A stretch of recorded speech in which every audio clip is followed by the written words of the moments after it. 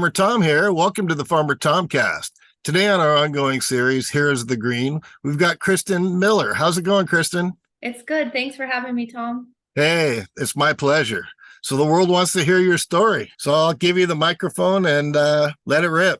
Hi, I'm Kristine Miller. I am a second generation Southern Oregon cannabis farmer. I own a OLCC licensed recreational cannabis farm. It's a tier 2 sun grown with a focus on being sustainable and producing clean quality plant medicine. I don't really know where to start with this, but I was born into the cannabis industry. So a lot of things that I do or the way I grow are all things that I've learned from my parents or other people around me, and I've kind of adapted it to my own style. I was born in California, but my parents were like street kids, and they ended up in Tequila, Oregon, here in Southern Oregon, which is like a strong cannabis community out there. And my stepdad and my mother got together when I was 3, and he was a black market cannabis farmer. And so my early memories are drying and curing weed and trimming and packaging, all of that, and seeing my parents use cannabis for medicinal reasons, mostly like anxiety, or just like there's never like the couch lock, just getting high and just sitting around. It was like very active. We lived kind of homesteady, off grid, like no indoor plumbing or running water, really poor. But my parents grew like 20 pounds a year or something. And then when that ran out, we'd broker like brickweed and that kind of stuff. But it wasn't very glorious, I could say. It was kind of scary in a lot of ways because we were very untrusting of authority. Like we would have to keep everything a secret kind of thing. And growing up as a child, not having like the trust in the police or your teachers or anybody, I think that was kind of hard. Like you're more susceptible to like dangerous situations when you have nobody to turn to kind of situation. So we grew up worrying about getting raided, and we were raided a few times.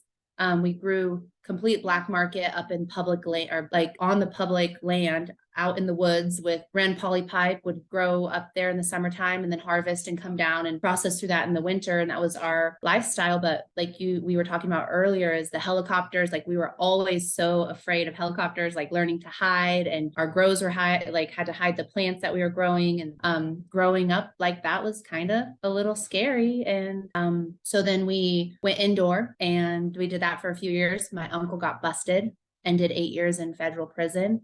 And after that, I was probably like 17, almost 18. So it was kind of scary, like, hey, I'm almost an adult. And so the medical program was in effect, but we were really untrusting of that, like that it was some kind of trick, like, oh, you're going to register that you grow weed, and you're going to tell the government that you grow it in this spot. Like, so we were a little late coming into the medical era of that. Was like probably 2004 by the time we started growing medically. And that was nice, like to be able to breathe and be able to at least know that the cultivation of it was going to be safe and that we weren't going to get raided. And I did that with my parents for a few years. I always had like a regular job, like a real job. Like I did wetlands restoration, and I worked in construction, and I've always worked full time and grow cannabis and brokered cannabis too. And then I had a few kids. I adopted a few kids, and I was kind of like the whispers of it being legal in Oregon was coming around, and I wanted to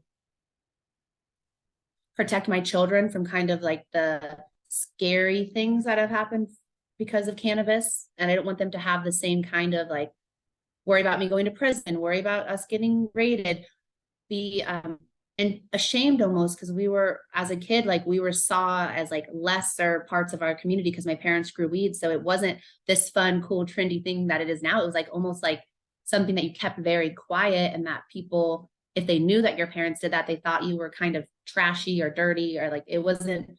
So I didn't want my kids to have to deal with any of that. So 2016 came around. Well, it's 2015, but we started preparing for it, and I built my first rec farm. I got licensed in June of 2016, and it was a lot of work and stress, a lot of time away from my kids and missing holidays and school events and all that kind of stuff, trying to get learning all the ins and outs of this new legal market. And also that there wasn't really going to be any support from the state for us farmers, to be honest. Like, they were like, here, you can get a license, but there was not a lot of like, it was kind of the same thing. Like, they were trying to catch us at all times doing something wrong instead of trying to like help us navigate it and like be like a regular business. So it was still a little bit like not great. And then I built a second farm in 2017 with help. Like, it wasn't just me. I have like a very good support system, like family, friends, my parents, like other growers that helped me along the way, and I helped them. It's like, okay, if you supply me clones, then I'll help you get licensed. And just kind of like reaching back and like helping as many people come into the rec market as possible, like, so that there was a little bit of a community there. And then I started this last farm in 2019, my Southern Oregon moonshine, my current cannabis farm. So right now, and I helped my now boyfriend, Devin Parker of Circle D Farms, get his license started. And we've been working together, kind of co-oping through all the ups and downs of the market. And just this last year, spring of 2022, a few other grower friends of mine, Devin of Circle D Farms, Aaron Getty of Special Branded, and Scott Langfield of BZS, with the market being as terrible it was, and we knowing that we needed to start like a farmer direct distribution network. Like, we needed to know where our weed was going so that we could survive in this industry, so that we would still be here. We started a craft cannabis cooperative. And then that's kind of started with the ideology of just trying to sell weed. And then it's turned into something like so much cooler and bigger than we just initially started. We now have 10 members, and I feel like we're going to be able to do a lot of good for Oregon.